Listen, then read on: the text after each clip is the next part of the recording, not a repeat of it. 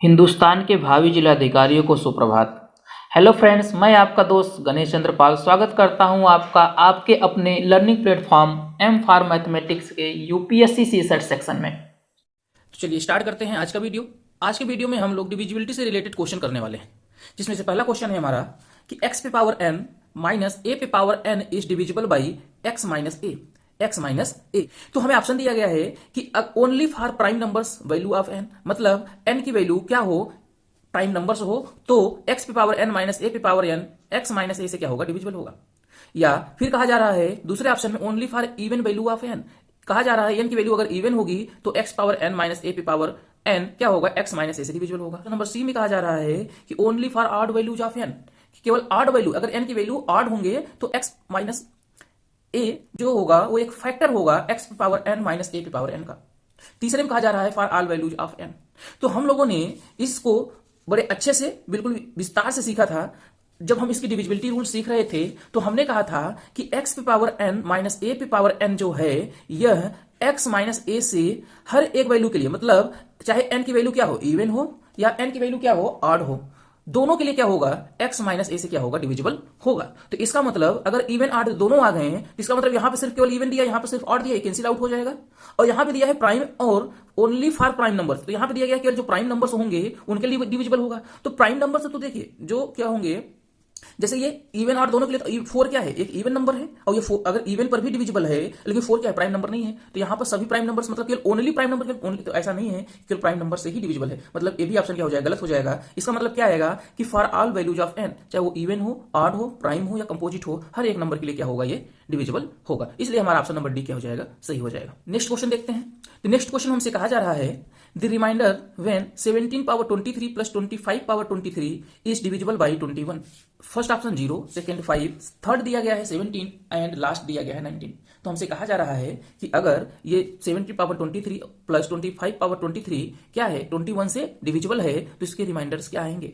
तो हमने कहा इसका सोल्यूशन देखते हैं। तो सोल्यूशन में हमने देखा कि भाई ये 17 पावर 23 प्लस 25 पावर 23 किसके फॉर्म में है, देखिए x पे पावर n प्लस a पे पावर n के फॉर्म में है। तो x पे पावर n प्लस a के पावर n के फॉर्म में है, तो x के पावर n प्लस a के पावर n क्या होता है कि x प्लस a से डिविजिबल होता है। किससे होता है, x प्लस a से डिविजिबल होता है जब n की वैल्यू क्या हो, ऑड हो। और यहाँ पे देखिए इस पर पावर क्या है, 23, और 23 क्या होता है, ऑड नंबर होता है। तो इसका मतलब क्या हुआ कि 17 पे पावर 23 प्लस 25 पे पावर 23 क्या होगा, डिविजिबल होगा किससे, 17 प्लस 25, मतलब किससे, 42 से। अगर ये संख्या 42 से डिविजिबल है तो 42 का ही तो फैक्टर है क्या, 21, तो ये संख्या क्या होगी, 21 से भी डिविजिबल होगी।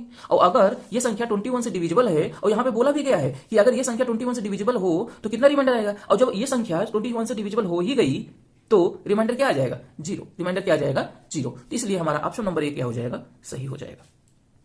आइए नेक्स्ट क्वेश्चन देखते हैं। नेक्स्ट क्वेश्चन हमसे कहा जा रहा है if n is any positive integer, if n is any positive integer 3 पे पावर 4 होल पे पावर n माइनस 4 पे पावर 3 का power n is always divisible by. हमसे कहा जा रहा है कि यहाँ पे जो पावर लगा हुआ है अगर वो क्या हो, इंटीजर हो, वो भी पॉजिटिव इंटीजर हो, तो जो संख्या दी गई 3 पे पावर 4 पावर n माइनस 4 पे पावर 3 पे पावर n किससे डिविजिबल होगी, किससे विभाजित होगी। यहाँ ऑप्शन दिया गया है 7, 12, 17 एंड 24।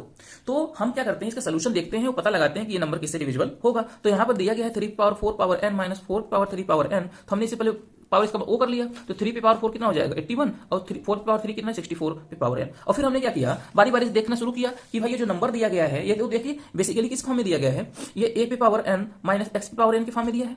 और इसका मतलब क्या है कि यह है a माइनस एक्स से डिविजिबल होगा फॉर ऑल वैल्यूज, या a प्लस एक्स से भी डिविजिबल होगा।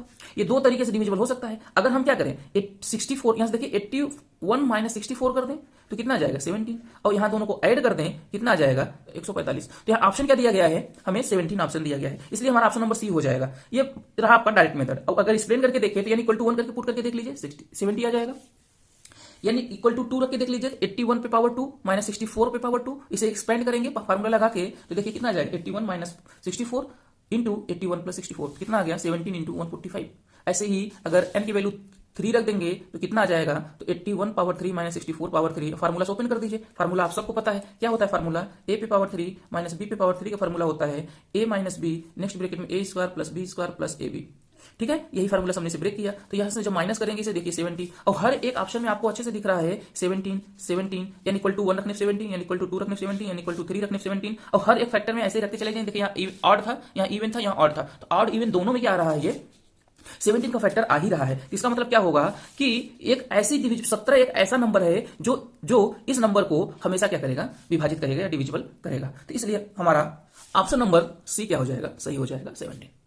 तो आइए नेक्स्ट क्वेश्चन देखते हैं। नेक्स्ट क्वेश्चन हमसे कहा जा रहा है कंसीडर दी फॉलोइंग स्टेटमेंट। यहाँ पर हमें 2 स्टेटमेंट दिए गए हैं और इन स्टेटमेंट को हमको रीड करके करेक्ट ऑप्शन चूज करना है। तो पहले स्टेटमेंट में कहा जा रहा है कि p power n plus q power n is divisible by p plus q if n equal to 2m plus 1 where m is a positive integer. हमें बता दिया गया है कि m क्या है, एक पॉजिटिव इंटीजर है। तो इसका मतलब क्या हुआ कि भाई अगर m एक पॉजिटिव इंटीजर है तो n क्या हो जाएगा, अगर पॉजिटिव इंटीजर है तो 1 रखेंगे तो कितना आएगा, 2 इंटू 1 प्लस 1 कितना आ गया, n इक्वल टू कितना आ गया 3। इसका मतलब अगर 2 रखेंगे तो 2 2 जा 4, 4 प्लस 1 5, तो इसका मतलब एक ऑड नंबर बनता चला जा रहा है। तो चलिए आगे बात करते हैं। तो ऐसे ही बात करते हैं, p power n minus q power n is divisible by p minus q if n equal to 2m where m is a positive integer. यहाँ पर भी दे दिया गया कि m क्या है, पॉजिटिव इंटीजर है। इसका मतलब n इक्वल टू क्या होगा, 2 इक्वल टू 1 रखेंगे तो देखिए 2 2 रखेंगे तो 4, 3 रखेंगे तो 6, इस तरीके से देखिए नंबर बनता चला जा रहा है।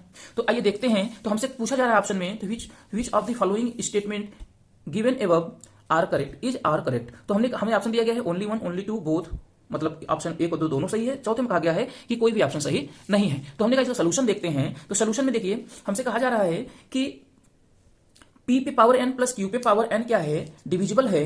p पे पावर n q पे पावर n क्या है, डिविजिबल है किससे, p प्लस q से, p प्लस q से। और जबकि यहाँ पे जो पावर्स हैं वो क्या हैं, ऑड नंबर्स हैं। देखिए हमने पहले ही आपको बता दिया था n की वैल्यूज क्या आ रही थी, ऑड। तो हमें पता है कि p पे पावर n प्लस q पे पावर n क्या होता है, p प्लस q से डिविजिबल होता है। ठीक है, हमेशा डिविजिबल होगा, लेकिन उसके लिए क्या कंडीशन रहता था कि n क्या होना चाहिए, ऑड। और यहाँ पर ये कंडीशन फुलफिल हो रहा है। यहाँ पर जो n की वैल्यू दी गई है 2m प्लस 1 दिया गया है, और 2m प्लस में n की वैल्यू रखने पर हमें पता चलता है कि n क्या आता है, ऑड नंबर आता है। इसलिए आर्गुमेंट नंबर 1 जो दिया गया है वो क्या है, करेक्ट है कि p पे पावर n प्लस q पे पावर n हमेशा p प्लस q से क्या होगा, डिविजिबल होगा, अगर n की वैल्यू क्या है, ऑड है। बात करते हैं स्टेटमेंट नंबर 2 की। स्टेटमेंट नंबर अगर 2 की बात करें तो इसमें दिया गया है p पे पावर n माइनस q पे पावर n क्या होगा, p माइनस q से डिविजिबल होगा यदि n की वैल्यू कुछ भी हो सके, मतलब n की वैल्यू चाहे इवन हो चाहे ऑड हो, इससे फर्क नहीं पड़ता है। लेकिन ये क्या होगा, p पे पावर n माइनस q पे पावर n क्या होगा, q माइनस 1 से p माइनस q से क्या होगा, डिविजिबल होगा।